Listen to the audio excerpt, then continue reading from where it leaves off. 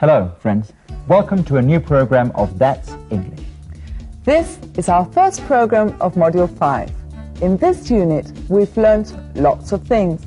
For example, how to describe the person of our dreams. Great loves.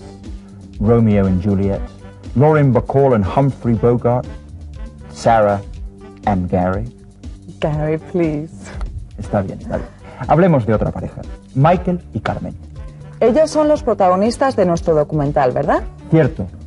Ella es española y él británico. Vamos a hablar con ellos sobre las ventajas y las desventajas de una pareja formada por personas de diferentes culturas. Before watching the documentary, we'll explain the meaning of some new words. For example, sculptor, escultor. Michael is a sculptor.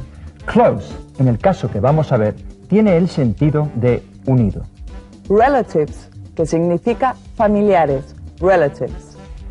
Y ahora unas preguntas para centrar vuestra atención en el documental. Tendréis que averiguar a quién corresponde cada una de las siguientes afirmaciones. The first statement is, Spanish families are much closer together. Who says this, Michael or Carmen? One more. I haven't found any disadvantages. Who said that, Michael or Carmen? And who says it's easier to live in Britain than in Spain? Y como siempre decimos, no importa que no entendáis todo. Lo importante es comprender el sentido general. Now, listen carefully to our out and about.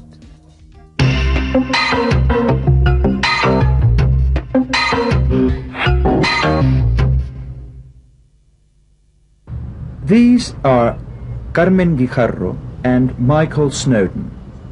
She's Spanish and he's English. They got married some years ago, and since then they've been living in Edinburgh. Carmen works as a teacher of Spanish. Michael is a sculptor. They're an example of a couple of people from different cultures.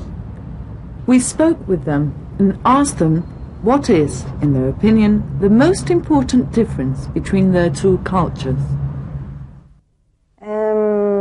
The one that affects me most, the cultural difference that really affects me, is this indirect way of interacting even between members of the same family.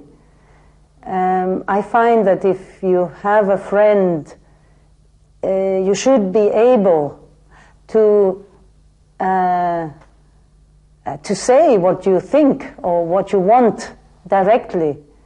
And I find it difficult that in this country people always use an indirect manner. For Michael, the biggest difference is in the family. I think Spanish families are much closer together.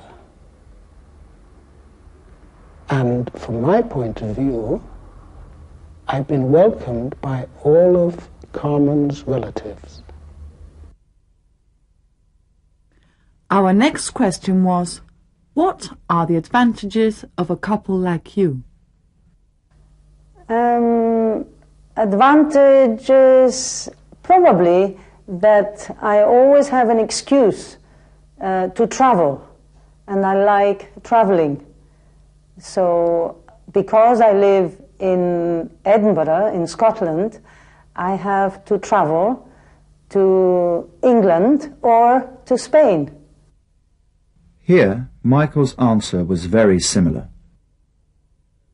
Well, I think from my point of view, I've met so many people from Spain, and we often go to Spain for holidays, and we've been together to Mexico.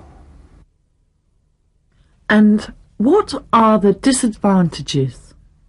Probably the main disadvantage is that it's about the same, that I have to travel to Spain to see my family, and I haven't got much time to travel to other countries. This time, Michael's answer was much clearer. That's a very difficult question to answer. So far, I haven't found any. I might find some in the next 20 years.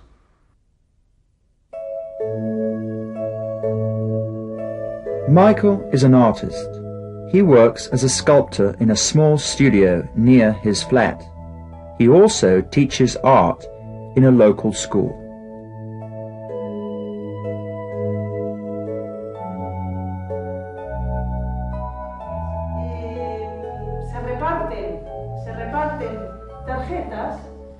Carmen is a teacher of Spanish at a college for adults.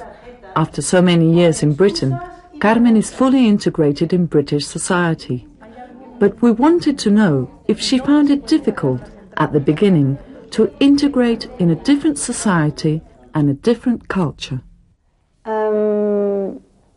I never found it difficult to integrate in this society. I actually found it much easier to live here than in Spain. And what does Michael think? Does he think it was difficult for Carmen to integrate? Not in any way. She is always friendly with all sorts of people and found it very easy. And finally, some advice from them to all the students of That's English. If you want to practice your English, come to Edinburgh and talk to the real people. Edinburgh is a beautiful city, and Scotland a beautiful country. I would like to say that I hope that you are successful in learning English and will therefore come to visit Britain and especially to Scotland. A very nice and interesting couple. Don't you think, Gary? True, Sarah. Pero veamos si nuestros compañeros han logrado averiguar a quién correspondía cada una de las frases. La primera frase era, Spanish families are much closer together. Do you remember who said that? I think Spanish families are much closer together. As you've just heard, it was Michael who said that Spanish families are much closer together. When we asked about the advantages and disadvantages of a couple like them, one of them answered, I haven't found any disadvantages. Who was it? So far, I haven't found any. Michael was very clear. He hasn't found any disadvantages so far. And finally, who said it's easier to live in Britain than in Spain?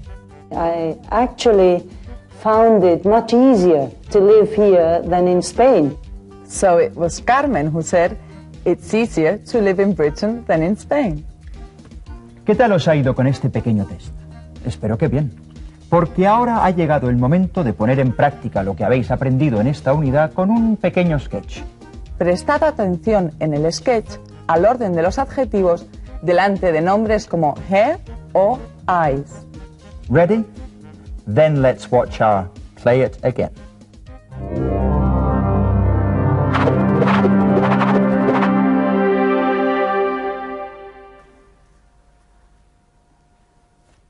Okay. Thank you then. Bye. Excuse me. Welcome to Hearts in Love Dating Agency. Can I help you? Yes. Well, I'm looking for a girl. Come in. Sit down, please. Thank you.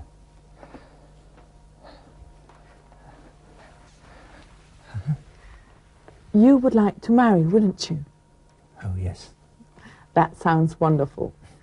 And the woman of your dreams, what's she like? Oh, she must be sensitive, considerate, warm, and emotional.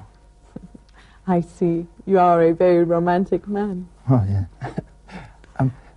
But I want someone who is intelligent, well-organized, talented, and confident. Well, not too confident. I'm a bit shy, you know. I understand.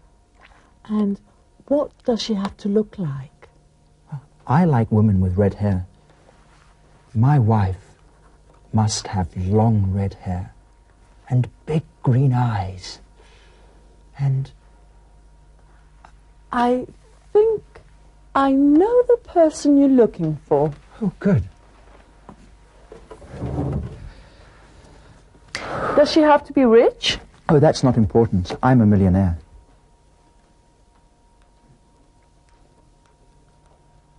A millionaire? Yes, I'm a millionaire. I have an oil company.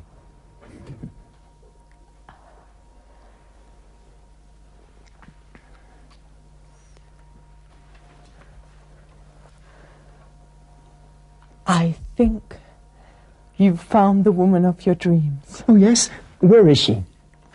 It's me.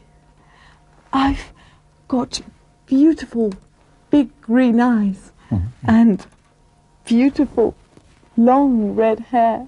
Well, your hair looks beautiful.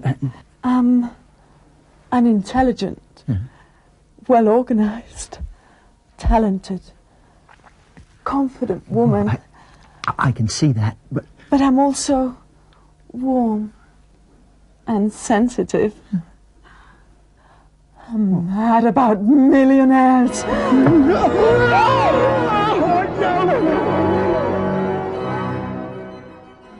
Vamos a trabajar un poco con los adjetivos que hemos escuchado en el sketch. A continuación aparecerán unos rótulos con unas frases incompletas que vosotros tendréis que completar ordenando los adjetivos que aparecen entre paréntesis. El orden será el siguiente. Primero, los adjetivos que expresen opinión. Por ejemplo, beautiful. Segundo, los que expresen tamaño. Por ejemplo, long. Y tercero, color. Por ejemplo, green. Después, escucharemos a los personajes diciendo la solución. ¿Lo habéis entendido? Pues vamos a por el primero. I like women with red hair.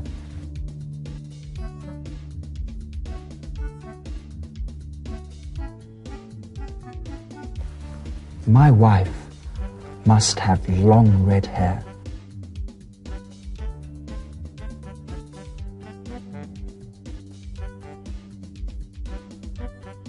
And big green eyes. It's me.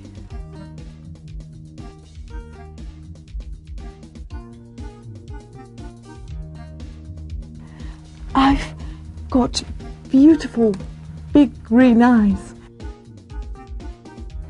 And now let's sum up what we've learned in this unit.